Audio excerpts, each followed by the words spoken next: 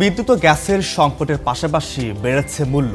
এর ধাক্কা লাগতে শুরু করেছে দেশের প্রধান রপ্তানি পণ্য তৈরি পোশাকে।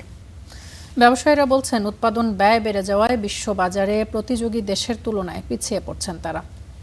বাড়তি খরচ সামাল দিতে না পেরে অনেক কারখানার উৎপাদন নেমে এসেছে অর্ধেকে।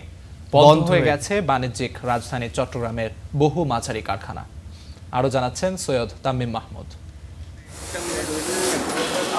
কালুরঘাট বিসিক শিল্প এলাকার মোস্তফা গার্মেন্টস ইন্ডাস্ট্রিজ, যেখানে যুক্তরাষ্ট্রের ক্রেতাদের জন্য তৈরি হচ্ছে জ্যাকেট। প্রতিষ্ঠানটির পরিচালক বলছেন, সম্প্রতি বিদ্যুৎ ও জ্বালানির দাম বাড়ানোর আগে একটি জ্যাকেটে উৎপাদন খরচ ছিল $5 থেকে $5.5।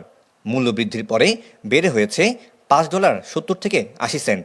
একইভাবে টি শার্ট ও ডেনিম পণ্য বানাতেও খরচ বেড়েছে অন্তত 10%। ফলে ক্রয়াদেশ হারানোর শঙ্কায় রপ্তানিকারকরা।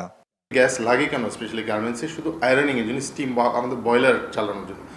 যেটা আমাদের বিকল্প হচ্ছে আমাদের ইলেকট্রিক বয়লার ইউজ করতে হচ্ছে 3 গুণ বেশি আমাদের খরচ দিয়ে। প্রতিটা গার্মেন্টস অ্যাটলিস্ট আয়রন করার জন্য তারা গ্যাসের কানেকশনটা পাবে ইমিডিয়েট অ্যাপ্লিকেশন করার সাথে সাথে। এটা অবশ্যই এটা আমাদের কস্টিংয়ে অনেক হেল্প করবে এবং আমাদের গার্মেন্টসের যে কম্পিটিটিভনেস সেটা অনেক বাড়িয়ে দেবে।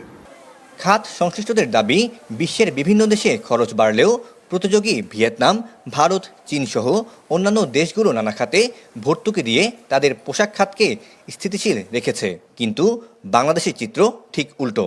বর্তমান সরকার বিদেশি বিনিয়োগকারীদের জন্য আকৃষ্ট করার জন্য চেষ্টা করছেন, যেখানে দেশীয় বিনিয়োগকারীরা কিন্তু চ্যালেঞ্জের মুখে আছেন। যারা আমরা ধুকে ধুকে মরছি বা কস্টিং বৃদ্ধির পরে আমরা গভীর আতঙ্কের মধ্যে আছি বা চ্যালেঞ্জে আছি, কারণ আমি যদি অর্ডার ধরতে না পারি তাহলে তো আমার পক্ষে বসে বসে সেই বেতন দেওয়া ব্যয় নির্ভর করার সেটার কোনো সক্ষমতা নাই, বরঞ্চ একদম লাইবিলিটি ডে বাই ডে বাড়বে।